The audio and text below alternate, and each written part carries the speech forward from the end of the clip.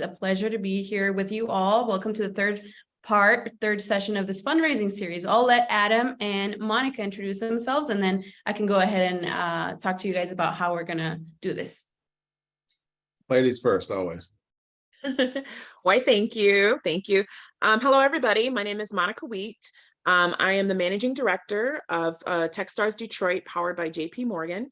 I've been with Techstars a little bit over 10 years, and I've been a managing director for the last 2.5. I'm super excited to hear your pitches today and give whatever help we can.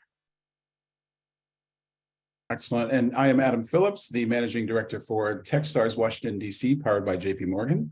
I have to remember to say that powered by, that's going to happen. And Techstars Equitech in Baltimore. So very excited. I've been in the space investing for about 14 years, with Techstars for about in the orbit for about 4.5 years, but as an MD here for the last year. So we're excited to hear what we're gonna hear. Awesome. I am excited as well. So how today is going to work is that we're going to have our brave founders raise their hand, and they're going to get to hop on stage and pitch their startup. So we will try to get through as many volunteers as we can, but we are limited on time. But we already do have somebody in line. Corey, where are you? So Corey Feldman, you're going to get an invite to hop on stage, and then you're going to get to pitch your startup. So Corey, before you start, that's not a stage name, right? That's your actual name. I'm an 80s baby, so I remember Corey Feldman. Well, you'll only be able to know if they allow me to turn on my camera. Fair point. And we're going to do the pause. Did everybody hear about the pause method, that thing? Is that correct? You've got, everybody knows that's how it's going to work? Or actually, here, I'll ask Corey, do you know I'm going to ask you to pause mid-sentence? And then when we pause, I'll give you feedback. And then I'll say play, and then you'll go back. And then we'll do pause, then play. It'll be like Perfect. A tennis match. I can't wait. Okay. Yeah. And I'm wondering, you guys kept saying brave. I mean, I didn't know. Should I be expecting something that I'm not expecting here? Let's see. I was they sort of said I couldn't attack you, but I mean, that's kind of what I'm hoping to do. No, I'm just kidding, Corey, but no, it's going to be great. All right, let's see if we can do this here. All right, so y'all can see my screen? Mm-hmm. Yes. Okay, let's get you out of it. All right, well, thank you both so much for hearing me out today. Excited to tell you a little bit about Covered. And Covered reverses denied medical claims. So our leadership team is comprised of myself and 2 others. I have led several digital healthcare companies on the sales side, and graduated from the University of Pennsylvania's School of Healthcare Innovation. Tal, who heads up our technology arm, has been a CTO several times and spent 15 years building technology, mostly in the healthcare space. And Peter, our operations lead, has led both public and private companies as CEO, and has spent the last 2 years in this specific market. In terms of the opportunity that do we get paused? So yeah, Corey, and just to let everybody know in the audience, and I'm sure you're going to get to this, but you made a bold claim up front, which I love. You said you're going to talk about reversing denied medical claims. Guess what just started happening in my head, and I'm sure it happened to Monica too. There was a ticking clock in my head now. I want to know, how are you going to reverse denied medical claims? So, all right, play. Let's hear it. Thank you. So in terms of the opportunity in front of us, in the ACA market alone, which is between 5 and 10% of the total healthcare market, there are 47 million denied claims every year. And there's a couple problems with that. The first is that patients don't know that they can appeal or even how to do it. So only 0.2% of patients ever appeal a denial. The second is that providers don't have the bandwidth for appeals, and particularly not for low-cost denials. So 2/3 of them will never file an appeal after they're denied. And the third is that existing solutions are focused on submitting cleaner claims. And yet 67% of healthcare execs say that their denied claims have gone up in the last year, which is a 100% increase. So the money that's flowing into RCM trying to solve this problem is today seemingly not working based on that data point. Using our present revenue model, which we'll discuss in a moment, if we're only able to address 1% of this market, we can generate $1.2 billion in annual revenue. Pause. Before you move up to this, and you're going to get to the story. That's good. I want to hear the story. 47 million is a very compelling number. And the fact that there's an appeal process is a very compelling number. The rest of it was starting to get a little jargony for me. I was lost in what is a cleaner claim. I have no idea what that is. I don't have any sense of the appeals process or how much they would cost in general. So I'm a little bit lost in that, but those first two bullets hit me nicely. Like that's what I want to know. Because as an investor, that's what I want, is to know, what is the opportunity here? I don't need to understand everything about your business. I need to understand the opportunity. You gave me the title. That's great. I feel like your first two bullets gave me that. I want the rest to not lose me. So, okay, play. When you say the first two, do you mean the first and the last? No, first two bullets, 47 million medical claims. Got it. And then each year, that's a number. That's a hard number. I can multiply by that, right? Patients don't know how they can appeal. Oh, so there's an appeal process. That's new to me too. So I've learned enough now to know there's a market. That's an okay. Play. So unfortunately, everyone seems to have a story about denied medical claims, and mine is the story of my brother. When he was 18 years old, he spent 100 days in Mount Sinai Hospital undergoing 8 surgeries for the treatment of ulcerative colitis. And it was a tough time for my family. My dad would sleep in the hospital and go to work right from the bed that he'd sleep on by Russell's side. My mother would drop my sisters off at school and then replace him. And the peak of Russell's illness coincided with the peak of the denials of his medical claims, which tends to be the unfortunate progression of these sorts of things. And so at the point at which you are least able to think about anything other than your health or that of your loved one, you're forced to deal with one of the most complex processes on earth, which is appealing denied medical claims. I feel like no family should have to experience that. And that's why we started COVID. Pause. That is powerful. Like, that is always really useful, again, from an investor's perspective. You really care about this issue. You're going to stick with this, right? You're going to figure this out because it matters to you for some other reason but the money. I would have almost probably flipped these potentially. I don't know if we're supposed to be talking about tactics. Maybe talked about this quickly first before you give me any numbers, because this gives me context for the 47 million denied claims and the appeals process as well, because you're like, I love the line about, and it's true, it's not even a line, it's true. In the midst of something so difficult, you're having to deal with this complicated process. So of course people miss the appeals process. Of course they would. So yeah, okay. And I just really add on to Adam's first comment. I think you sold it really well. It was a simple statement up front, but I'm still waiting to understand how you did it. Because it was simple, it was compelling. I was like, so how's he going to do this? Like, I want to know how. So that's good. That's good that that's built from the slides thus far. But make sure you don't get too lost into the jargon that you lose folks too, because now like you got people hooked. So close it. 100%. I think the aftermath of this is that I'm going to be deleting a lot of slides between here and when I get to the point. And that's normal, by the way. That's good. That's good. Fair enough. Yeah. So I have a feeling I know what the pause is going to be here, but so as we discussed in a little bit of detail before, providers are struggling to get claims paid. 17% of all in-network claims were denied last year in the ACA market, and across all segments, not just affordable care, but Medicare Advantage, commercial, inpatient, outpatient. The denials are on the rise, reaching around 11% from 2020, according to Statista. Pause. Sorry. I always tell people, and I know we're not getting far enough in these things. I always tell my founders, don't put graphics that don't help you necessarily. I think the gradual rise is very apparent there and is not as compelling to someone outside the problem maybe as you might think. That seems very gradual. That almost seems like, oh, we could solve that. Like, there's an easy fix for that. That's a small slope, you know. And the doctor, I get why the doctor's there. Like, there's context for it, but you could use this real estate a little bit better, I would say. Okay. Because that ticking clock, remember that ticking clock, Monica, that clock is ticking. Yeah. Okay.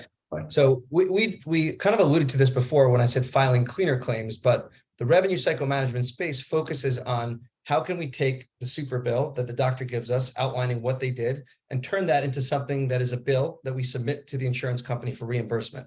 There's a lot of companies focusing on using AI to improve the effectiveness of that process. My point, and the reason I think covered is necessary, is that at any given time, the insurance company can simply press a button and deny the claims no matter how clean they are. And the example of this is an article from March of this year where Cigna doctors denied 300,000 claims in 1.2 seconds each without even opening the patient file. And as one former Cigna exec said, why not just deny all the claims and see which one comes back on appeal From a cost perspective, that makes sense. So that's why I'm focusing on the part of the problem that happens after the claim is filed and denied. When it comes to the appeal, when I'm able to pit technology against the person. So what is the solution? Pause. I would say this was too complicated for me. I still didn't, the cleaner claims doesn't resonate until the end. Like you got there, but it took me too long to get there. So like at that ticking clock, remember, like you have to win. I always tell my founders, you got to win the first 5 seconds, and that will win you the next 10, and that will win you the next 30, and that will win you the next minute. Like you have to win every segment of time. And on this like slide, I was getting lost. It was like cleaner claims. I don't know what those are yet. So until you got to the end, well, sorry, go ahead, Monica. Yeah. No, I was just agreeing with you. I still don't know what they are. Yeah, well, fair enough, that's true. I You mean, know what I mean? Like yeah, it means something to you, but you got to make it mean something to me. got it. Make sense? Got it. So I feel like what I need to do right here, even though there's not a slide for this, is explain to you how it works, because if I explain to you our approach, I don't know that it's gonna. All right, let's just wing it here. So when you appeal a denied claim, what you in essence do is say, I disagree with your judgment health plan on why it is that you're not going to pay me for the service. And so the first thing to do is to look at why they have said that they don't want to pay this claim. It's not always obvious when they reject it, but it has to become obvious when you appeal, because now a human being in the health plan has to actually write out the documentation that supports, based on their explanation of benefits, why it is that they're not going to pay for the service. So that is where we have found an opportunity to look at what they've said is the reason for their denial, look at the medical record, and call out in a very clear and concise way where that discrepancy is. And at the point at which we've gone through two of these loops, they are legally obligated per the ACA in cases of medical necessity, meaning we're saying that something was medically necessary and the payer is saying that it wasn't, to pass us on to a third party who then reviews the case. And that is where we've won 80 to 90% of the time. The covered solution is, in the case of a patient finding us, is to use an AI-enabled chatbot to assist with the intake. But more importantly, whether it's a patient or a provider that we're helping, is to use technology to ingest these documents, things like the explanation of benefits, what's covered and why, the medical record that supports why the patient got the care, and ultimately the denial, and basically play robot lawyer to locate the discrepancies between these two. Pause. Robot lawyer. That helps. That helped a lot. I mean, I was getting it. But that encapsulation, I think, was important. Because what you did verbally was walked me through. Am I doing this right, Corinna? Am I giving the right? I hope I'm giving the right kind of feedback. What you did, you walked me through the like, here's what's happening in the background. Here's the thing you don't understand yet, and I don't. And I don't, I don't pretend to. Give me a graphic, find a way to make that really clear up front.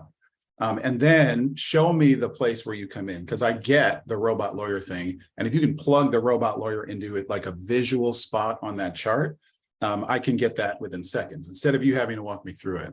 Now, I may go back and ask you about the process, but give me something for us visual learners. Give us all the options for being able to capture, encapsulate what you're trying to do pretty quickly. Because you don't want somebody to have to follow you too long. Because again, you're trying to win every segment of time. Like right now, you're on the 30-second time. Right. So you got to get all this stuff in within 30 seconds if you've won the first 5 and then the next 10. Does that make sense? Mm-hmm. So encapsulate that process, real like the typical process where it gets kicked out, make it somewhat visual, talk me through it, get through it fast. And then show me visually where you fit in and say a robot lawyer or robot advocate or whatever you want to call it. It's going to pop in right here. Beautiful. Okay, I do have to stop you guys as we are going to ask our next founder to hop on stage. And our next founder is you. Thank you, guys. Sounds cool. Thank you, Corey. Thank you, Corey. And not Corey Feldman from the 80s. Your life will turn out better than his, I'm sure, Corey. I hope so. I hope so. I'm sure he's doing great. Hopefully he's not on the call and angry with me. Sorry with that, this was good. And I'm all set if you can enable my video. I think she can't turn her video on. No, it says, now I can. There you go. Oh, there you go. Thank you so much, Techstar team. And give me a heart. I mean, are you able to see my screen?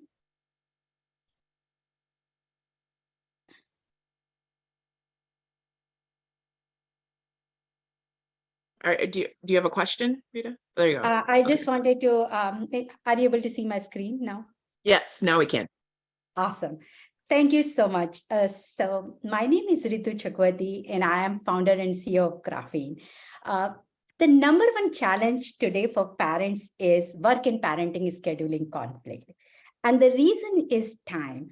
So if you're lucky enough, you may get support from your friends, family, neighbor when your babysitter is bailing out at the last minute. But if you're relying upon situation, for example, existing solution like care.com and all, you are really struggling. And how are we ending up in this situation? Because earlier our mom used to be a 911, right? For any emergency, we need to rely upon our mom. But now women are in full-time job. That's one thing. And there is a dual parenting. Then we are living far from our extended family, so we don't get that support. So what are the solutions available like care.com, etc.? But these Okay, pause. Yep. So this was good. I think it was a good lead in. I think your setup is strong. On your very first slide, I think it was great that you had the summary that it was Uber for backup care. And so then your next piece is then you're coming into, okay, here's the problem. And I think you did a good setup on like kind of going back and forth between the ways that people used to solve this problem. So now go into the solution. And so I think you've already solved that. Now you have another slide talking about current options, and kind of like similar to what Adam was saying earlier, there is moments where like you really, really want to just get in there and try to get people enough of the hook.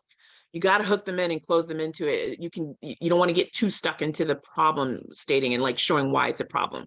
And I think you did a good job with what you already have. So play. Absolutely. So, and as you said, Monica, maybe let me go into the solution first, and then I'll talk about the market and other things. So yeah, and that's why we found it solution, because today the entire process takes, like search, vet, book, takes 4 to 6 hours. And during the last minute situation, parents don't have that time and patience. That's why we built Uber for Care. And how it works, our aggregator API aggregate vetted caregivers from various resources. We just don't rely upon our own pool, but we are building relationship, and we are searching across the platform, get that large supplier pool. And the second, we have AI agent that automate the entire process, search, vet, book. That is helping to reduce that backup care search time from hours to minute. And being an employee, yeah. You have questions? So pause here. I believe it. Okay, but now the number one thing is for your target audience and for people to believe that this works is the vetted.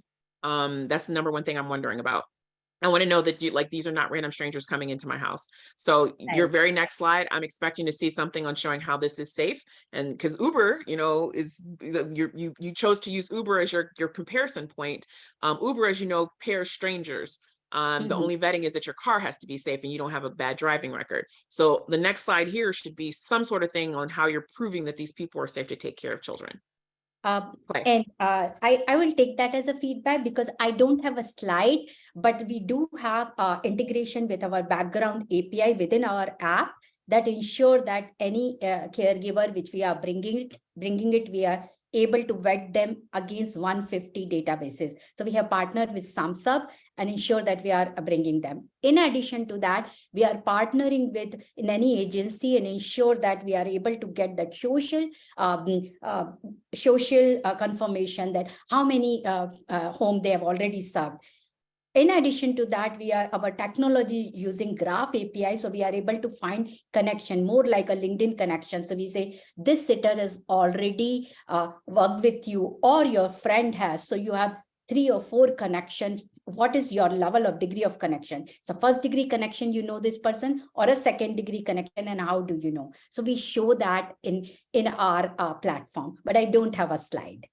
So I would definitely, I'm gonna let you do play again in 2 seconds, but I would say 100% from an investor standpoint, we're trying to see if this is a market that can be, that can scale. And the only way it's going to scale is if parents trust it. And then if the people coming into it, it's a good one-on-one connection between them. So if you're saying that you don't have anything talking about the vetting and the DAC, that's a huge thing that you need to have going forward, because that's, no one cares about the tech. They want to know who's coming in their home.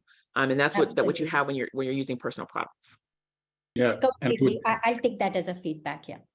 And I would add what Monica, just double click hard on what Monica is saying, because basically what you're saying is like there might be a standard out there for background checks that you could refer to and say we only, that find people that meet the standard, and there's other organizations that do it. We also do it. That's one. But then two, I love the idea of the sort of the one connection away, two connection away. Yeah. But it's because that is everything. That like Yes. this means nothing. Your tech could be beautiful, but it means nothing if people don't use it. So yeah, just double click hard on that. Yeah. So in my next time when I get opportunity, I'll include that. I wanted to bring the third benefit what we are doing it, because parenting or childcare is the second most expensive thing than mortgage. And that's why we are ensuring that this is free to sitters for our, and because we are using technology, so we are able to give that benefit to sitters. We don't take any cut from them. And for parents, it is employee benefit. So that does not break their bank. We take only the delta after employees credit. And this is it's like a market is big. What we are targeting right now, very specific small and medium-sized businesses who are like 5 to 10,000 employees, have already hybrid work policy in place, forward-looking, and we believe with my experience and a connection, we should able to have 120 companies in next 3 to 5 years. That's the market we are targeting. Okay. Yeah. So why do I care? Because I have lived this personally. So this was me a couple of years ago when I came to this country with my toddler. I'm a single mom, immigrant. So when I came to this country, I was struggling throughout a full-time job and kid. And then this is me now. So who has built this company? I have more than 20 years of experience in AI tech industry. I have sold $1 billion tech products in Fortune 500. So I was not hesitated to bootstrap the entire journey. And 4.5 months ago, I launched our app. And since then, we are able to build the team. Shweta, I met through a common friend. She's a co-founder. She comes from Google with a deep AI expert as well, the product development. And Anil is our data science experience, who have built like almost 10 years in the data science space, build a predictive modeling. That's our main core of our engine. And recently, Ram has joined. He has a ops and marketing experience from quick delivery startup. So that's what we really wanted to. I'm sorry. No, good stuff. Ritu, I'm gonna pause you right here.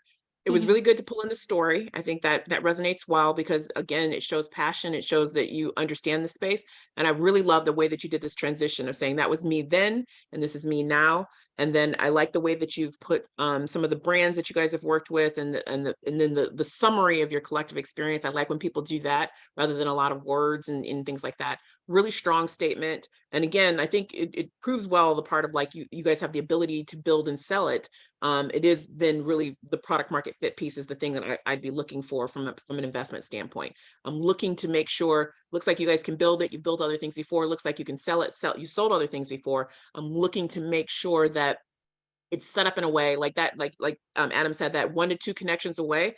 That's huge. 1 to 2 connections away is 10 times better of me thinking of that person coming into my home and taking care of my children. That's the piece that needs to be in here, is just big. And that would be like a really complete story for where you're at and what you're doing.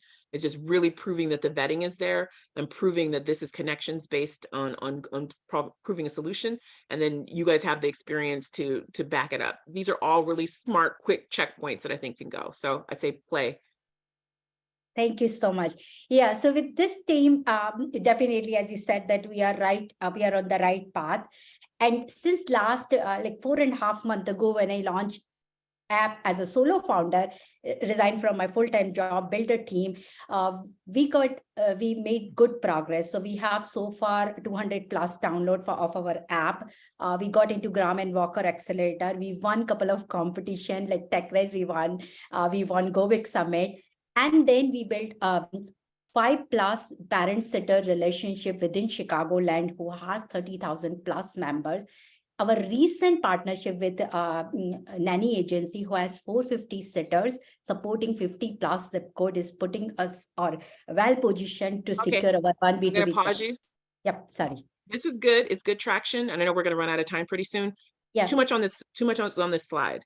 There's like 10 bullets here, logos, and then there's like a long sentence with like a lot of detail on the bottom as well. Maybe do a I four get it. square chart or something, or honestly, just I would really focus on 200 users on the platform, 30% month over month downloads. Maybe pull one other thing in there, and then, you know, maybe put some accelerator logos or something like that. You don't need to say every single thing that you've done, because it loses the power of the great things that you've done. You lose that power because it's lost in the laundry list of all the things. And so I think all those things are apparent. You know, if you've been able to have that growth, some things are apparent, that a site is up, that there's some sort of team working on it, that there's some sort of partners in the mix, that, you know, you guys have been able to do some social things that make it grow. All those things are apparent, but if you choose the one or two top things that you really want people to focus on as takeaways. So when I'm walking away, the main thing people forget is that as investors, we have volume. Volume is raining down on our head of people. And like, you want to stick Very out. good, Monica. You want to stick out. You want to stick out. I want to walk away remembering this app had 30% month over month download, and, you know, these partnerships on the rise. I want to walk away with a couple of nuggets that I can remember out of all the volume. And when you have a laundry list like that, some of it gets lost. So I just want to put that out Brilliant there. feedback. Yeah, I was also not very happy with the slide, and you rightly picked me up. So I'm glad that you said. I just wanted to cover it because I know a little time left. So we are very close. So we have 2 weeks from now, we have our first B2B client meeting. I'm super excited about. Also anxious because that's a very important LOI, and the pilot would be. Our business model is B2B. So we want to make sure that our API is integrated well. So we are able to close another 3 to 5 B2B contracts, which we are following up in next 2 quarters. That's why I'm anxious. That's keeping me awake in the night. And secondly, yeah. All I'm right, gonna I pause do really need quick. to cut you Yep, guys I was off like, now. Sure. Okay. But thank you so much, Ritu. Amazing job. We're gonna go ahead and let Diego Segura now pitch. Thank you so much. thank you. Monica, that's such important feedback. Everybody hear that? We get a lot of these decks. You want to stand out, folks. Don't waste that real estate. Ooh. Hello, Diego. Can you hear us? Uh, Oh yeah, sorry. There you Okay. I will give a brief introduction and then I will start with the deck. Okay. There is a phrase that says rich people have money and poor people have faith, and I really want to change that. That's why I created Segura. I am Diego Segura, and my startup is a platform that helps low-income people all around the world to create a company without having the money or the idea to create it. It's basically like Canva, but instead of graphic designs, users can choose between different business templates, select the type of business they want, and they will receive everything necessary to start that business. To reduce the risk, we will give virtual training to all the entrepreneurs before the money dispersion, and we will also use machine learning to reduce bad debt. We will disperse the money directly to the suppliers, not to the customers. And we have a lot of inclusion because we will give the opportunity to all the entrepreneurs to start a company. We have created an interest rate auction system for those entrepreneurs that are high risk. So we will connect high risk entrepreneurs with investors, and we will take a little like commission for each high risk transaction. And for those transactions that are not like too risky, we will disperse the money directly. And then that was the introduction. So Okay. Pause. First of all, never tell me you're going to make a brief introduction and then make a brief introduction. Just make your Yep. brief introduction. So start there. You don't have to tell me. I'm going to hear it. I'm ready to hear it. I'm giving you the first 5 seconds. So don't waste them. Tell me, just make your brief introduction. Now, first, I thought you actually started with a really strong encapsulation of what you were trying to do. And I got it right away. I got the Canva for business formation, and it was going to make it easy and it's going to be cheaper, dispersion. But then you kept going. And then you were giving me essentially like you were counting on me to, it started to feel like you were counting on me to be following, 4 slides down. And I was like, show me a slide already. Like I just heard about this, like just the encapsulation was good, but then it just started to get long. What do you think, Monica? No, I 100% agree. When you have people's attention, you don't want their minds to wander. Keep it Yes. simple. Don't make people think. Pull us into the deck and start connecting our attention with facts that you want us to remember. That's a solid pitch. That's where pitches go well. Where pitches don't go so well is if people can start to kind of drift off a little bit because like they have to like imagine what you're saying or like too much detail or not enough detail or whatever. But it should be a nice even pace between what you're seeing visually and what you're saying, fact, visual, visual. And that's just the way the memory works. And that's what you want is you want this to be in people's memory when they leave your conversation. 100%. We want to be on the Thanks. ride. And you did a Thanks good for the job of feedback. starting us on the ride. Just keep us on it. Show me something else. All right.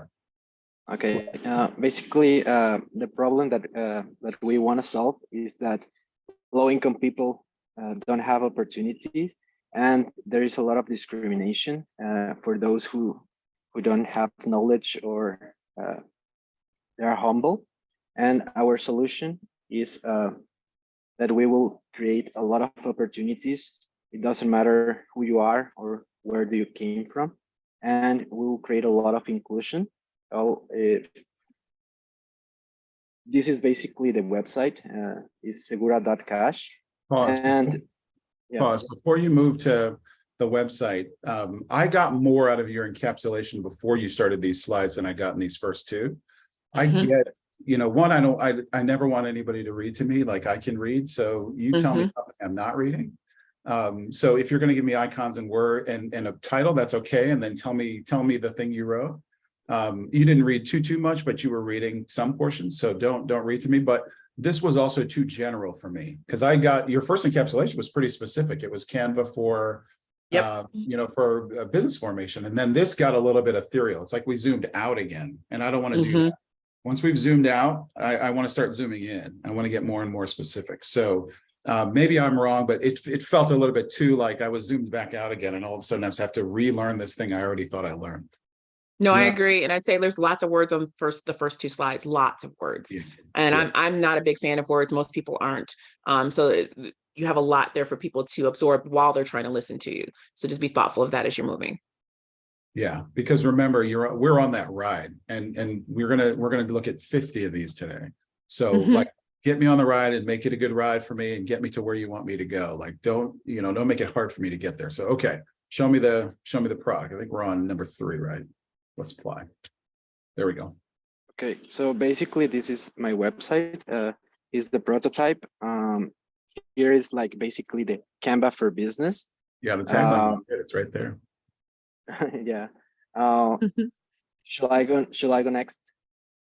Oh, this is up to you. Yeah. Play. Yeah. So basically, this is how it works. As I said, very specific in the pitch is that basically you explore and select the business that you want. We have business for all kind of entrepreneur with different skills. Then after you select, after you select your business, then we will give you virtual training. You don't even know how to do anything. We will give you all the knowledge so you can run the business and make that business successful. Then we will make a little test. So just to prove that you understood all the skills that we want you to have. And then you can apply for the loan. As I said, anyone can apply, even if you're a high risk entrepreneur. If we cannot disperse you the money directly, we can connect you with investors that you can agree. If they have a lot of money, they can say, I will give you the money, 0 interest rate, and then entrepreneur accept. If they said, okay, I will give you 1,000% interest rate per year, and the entrepreneur accepts, we just connect them. We don't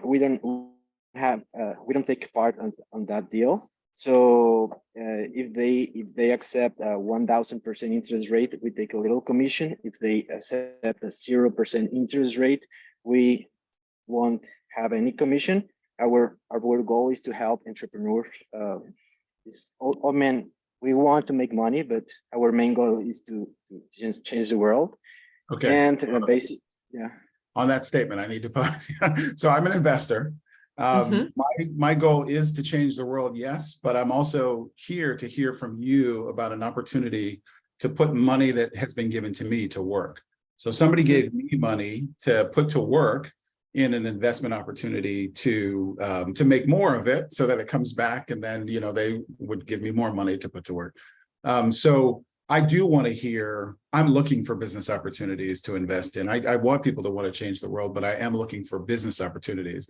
So 2 things. One, I wouldn't necessarily expect most investors to be interested in things that are, we also want to make money. I think money is an important part of this, not because it's the most important thing, but because you're looking for an investment. Like, that's my business. My business is making money off the money I've been given. So that's important to me, obviously. That's my business. And 2, I would say this slide to me gives me the sense that you're in a lot of different businesses right now. Like, this is business templates, comprehensive virtual training. Training is a business in and of itself. Certifications and exams, that's a whole business in and of itself. Applying for loans, whole business. Secure finances, that's my business. Launch, like, these are all different businesses. So in my mind, you are setting up a really high bar.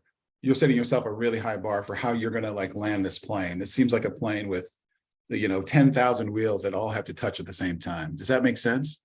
And expensive, because there's 6 layers. All 6 of those layers need people with different skill sets, different supplies, different processes.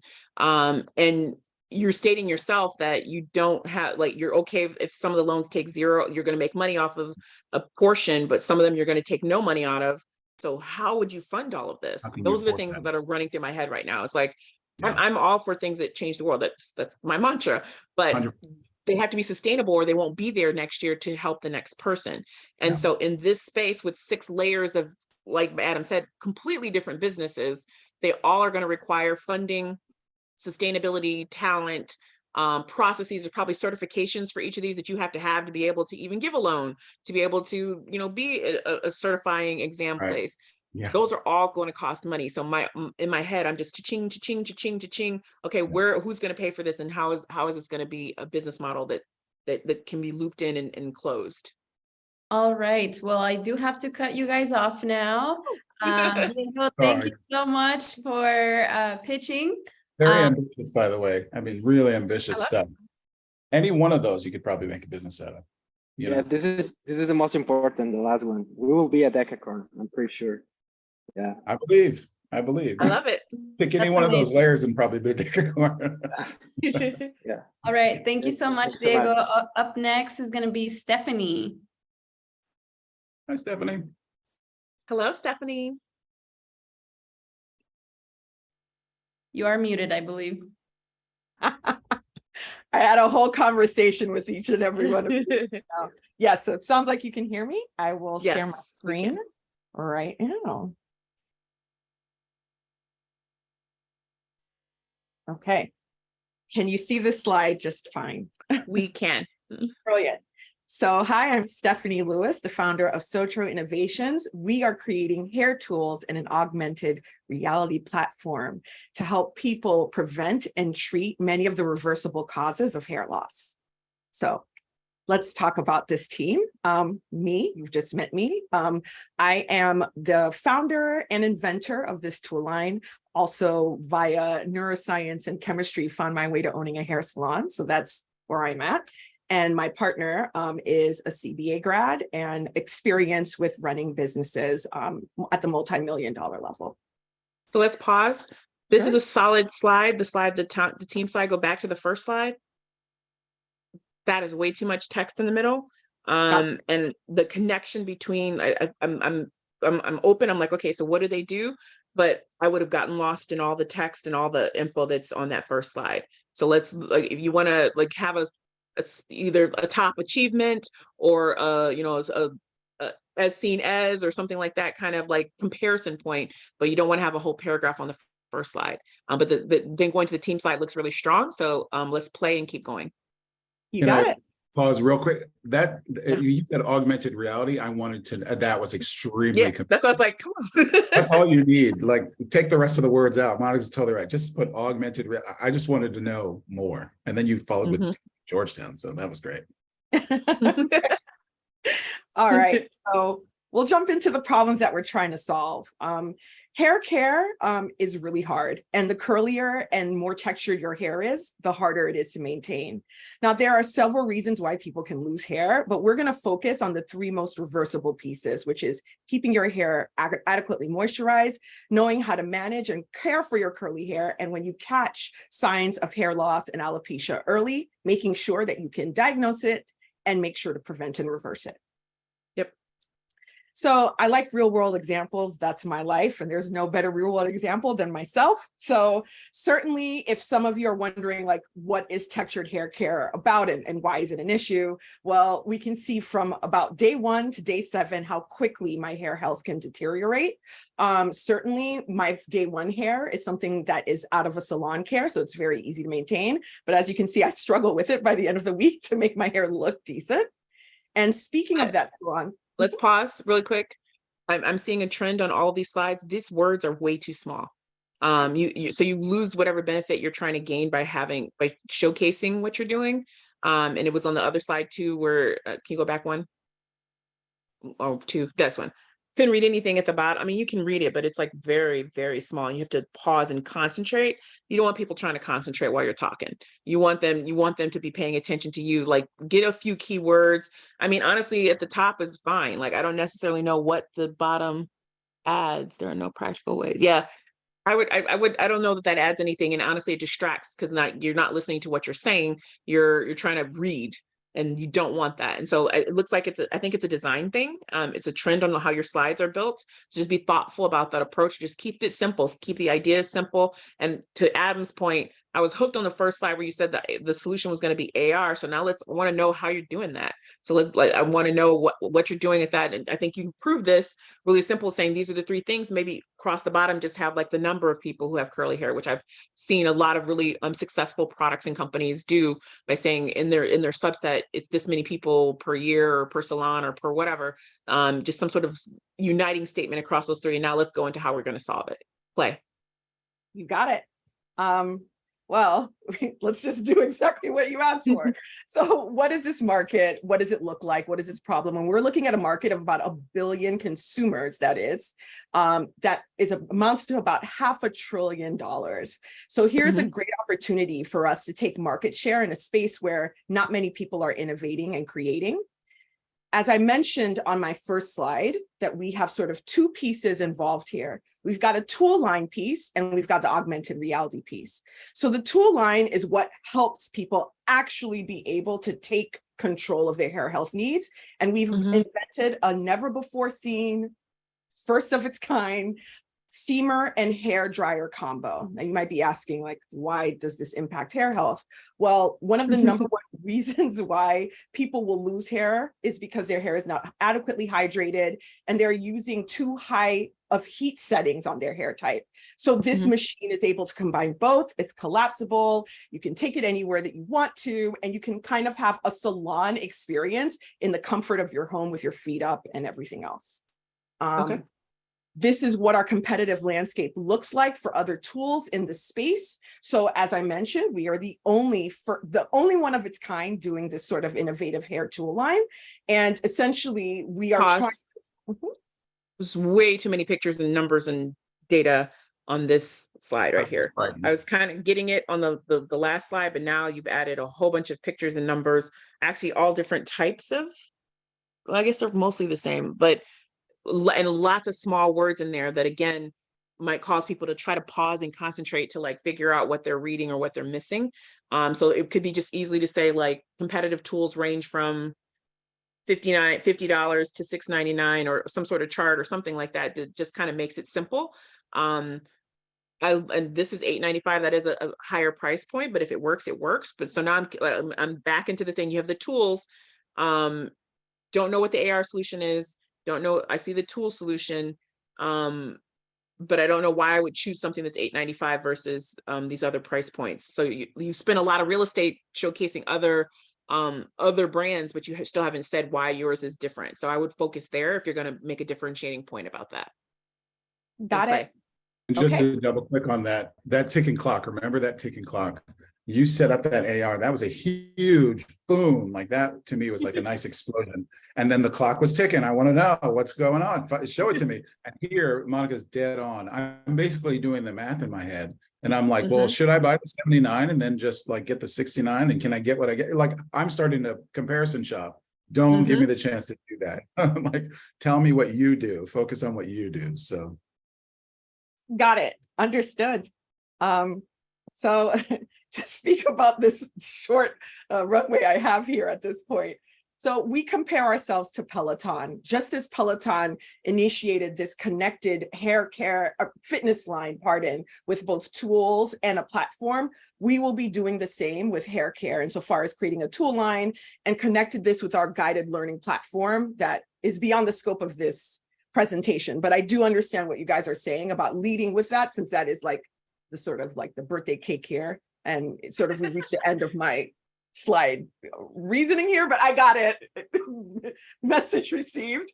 I will now know how to stack this up so that it sort of hits with a punch a lot better, and also create a better design that makes this clearer and more succinct. But here are some milestones that we've accomplished. We're sort of working off the tool line because essentially that solves the need, the most pressing need right now. And then of course, when we build trust with our community with the successful tool line and it making able to have people get results, then we plan to introduce this platform that allows stylists to monetize their skills by creating modules through our platform, and then having students learn from those modules a lot better by being able to do things with a guided sort of pathway while they're looking through a VR headset so that they can perform a skill a lot better. So that's kind of— I'd say pause. You explained a lot, but it was a jump. There's a jump. There was something that didn't break it down in a clean enough fashion. I get the milestones piece, but there was a jump there in the connection of the logic. So just putting that clear. I like the comparison to Peloton. That makes sense, especially for your price point. That makes sense because people can say, okay, it's a higher price item that does more. A Dyson, or something like that. It does more, so it's higher price. But here's why. The why is like that step is missing on like this tool does this, it's hardware, it's technology, it does this, it has all these solutions, and this AR does this, it's easy, it's trainable, it's whatever, it does all these solutions, and now here's our traction on both of those ends or something. Just like a flow to the story. There's a jump here where the logic was passed over. I think the design could get there because I like the way that you work with the pink and the black and things like that. It's easy on the eyes, and as silly as that seems, it's important. But you still have to work on a lot of wording and a lot of text and things like that on multiple of the sides, because the story is lost of what you've accomplished and what you're building. And so much of this is about communication and story. But there was a jump here that I don't quite get yet. So play until they like cut us off, because I know they're going to cut us off. Oh, play is done. We're done. So that way we can more room for other people. That's it. All notes received. I really appreciate it. Thank you all. Can I say briefly too, Stephanie, that the logic jump is only noticeable. It's really noticeable if you promise me AR and you don't give it to me. If you show me the dryer and it looks great and it's styled and it's beautiful, and then you say, and guess what? We've also got this new cool thing coming. Like, that's exciting instead of being disappointing, not disappointing, but it was great. It's beautiful, but you don't want to create a gulf that you can't jump. Like right now, it sounds like you want to pitch the dryer and then talk about this new cool way it's going to be better than other dryers. You know what I mean? That's how I would pitch it instead of promising it up front. Does that make sense? And that makes all the world of sense. I do have to cut you guys off. We have time for one more quick pitch. Stephanie, thank you so much. Thank you. You're up next. Is it Kia?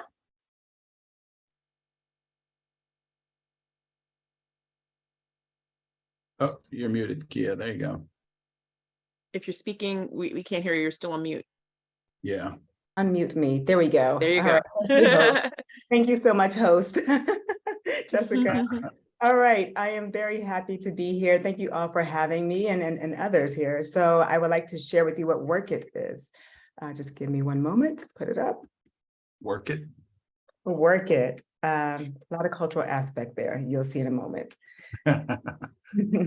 So Work It helps instructors and coaches run their business online so that they can show up and do what they do best.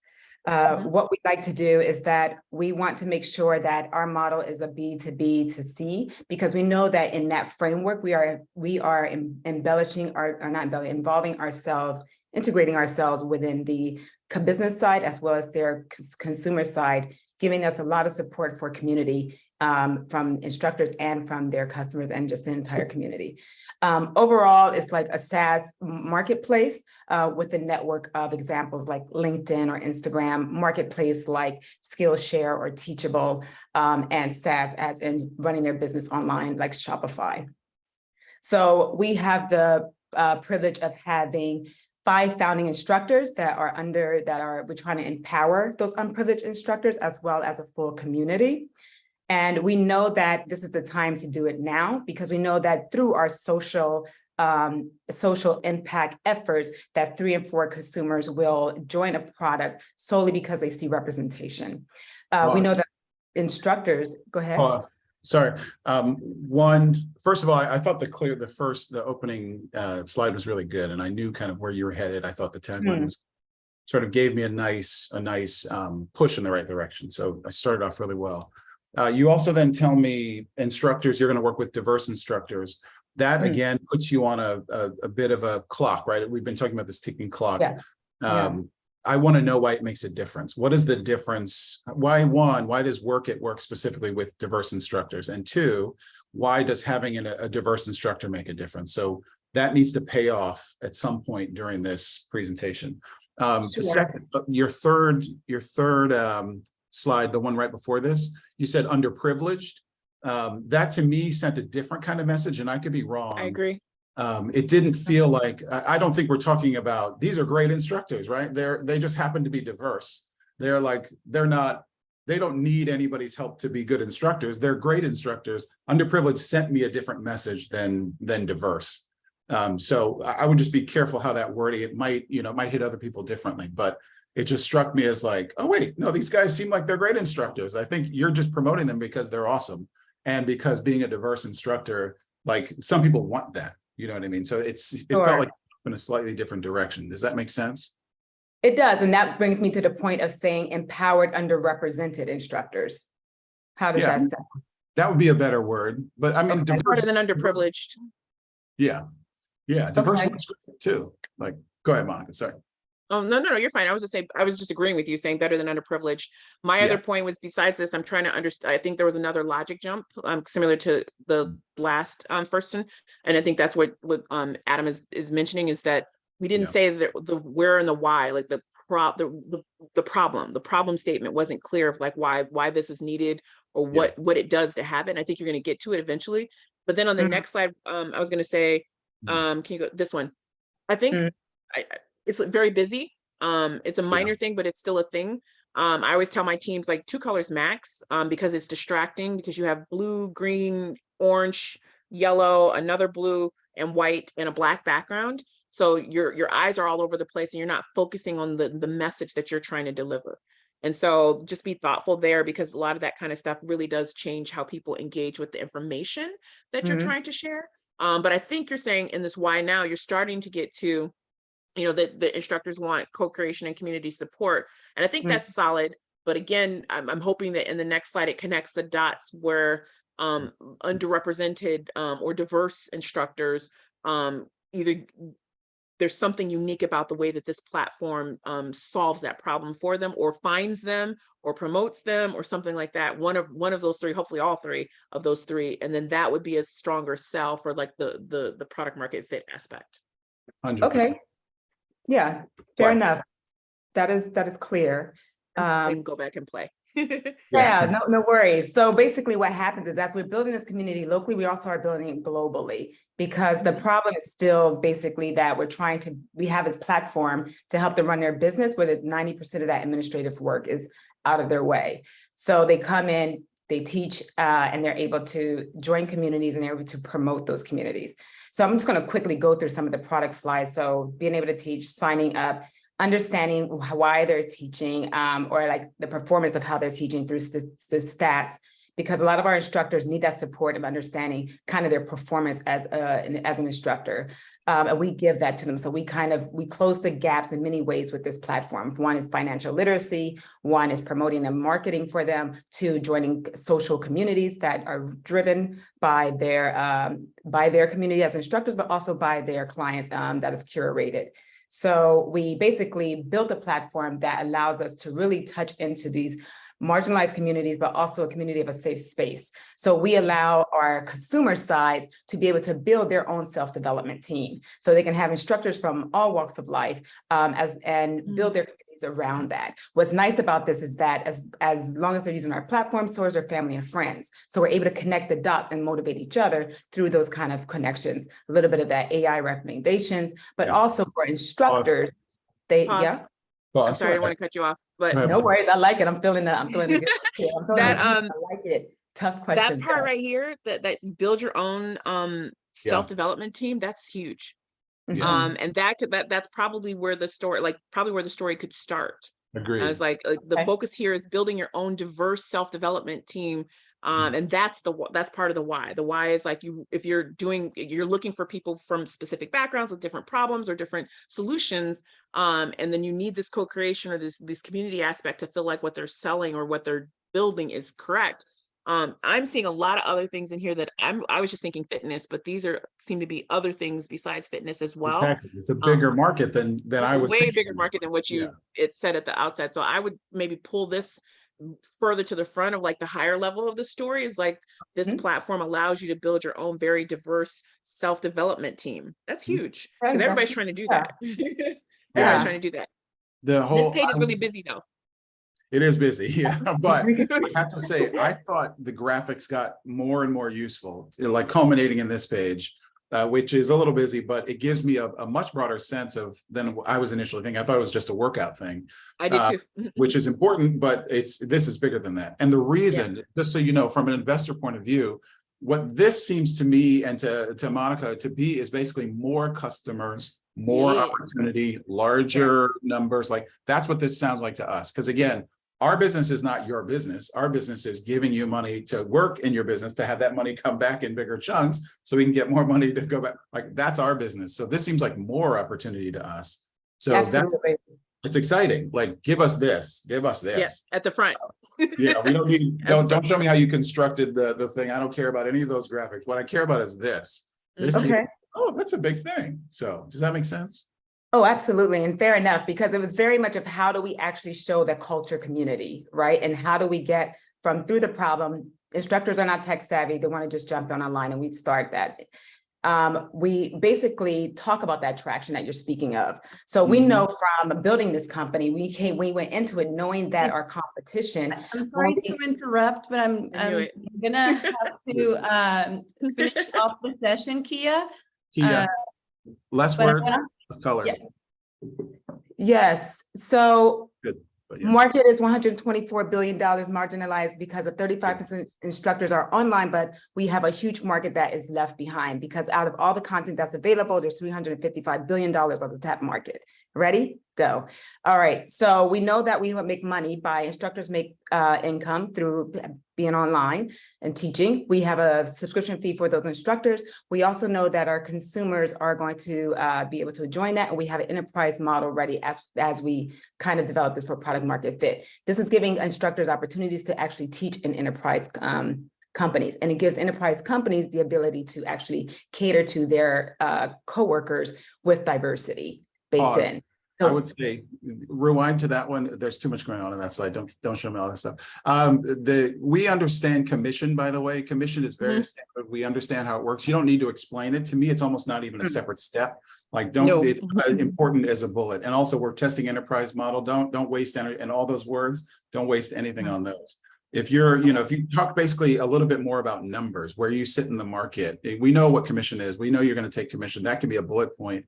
The instructors, what are they going to get for their $30 to $50 monthly fee? Like, what does that entail? Because that will show me how much I think the instructors will want to join your platform and how big I think. Agreed. You don't need to explain that to me. We get that. We know if you want to tack it on there, fine. But like, Sure. does that make sense why, like, sort of speak our language here? Like, this is our realm. We get this. You don't need to go so detailed here. And definitely less colors and Yes. less text on the, because what you're talking about can be very powerful, but it can get lost in the translation. And that's why they say the adage, the old adage is a very well designed poor idea will get funded before a very poorly designed great idea. And you've got to be able to like translate it very cleanly and crisply, and that will that's how people are going to engage with you and remember you. And you don't want their eyes going in different places, and you don't want a lot of text, because they have to stop and pause and read that instead of listening to what you're saying. All right, Adam and Monica, where or what is the best way for founders to get in contact with you so we can wrap up? Great job. Absolutely. Kia, by the way. Very fun. Thank you, Go ahead, Kia. We Mom. appreciate Sure. I it. just wanted to show one last slide. I know you want to wrap up, but it's important to see the team. Love the team. Yes. And I know your Thank you. feedback, the text is too small, but that is the team. We make our team based on our users. Yeah. Thank you so much. Okay. All right, Mom. And thank you, Jessica and Corinne. Thank you, everybody, for joining us today. I'm LinkedIn. LinkedIn is my #1 easiest way to find me. That lets us know where everything is going.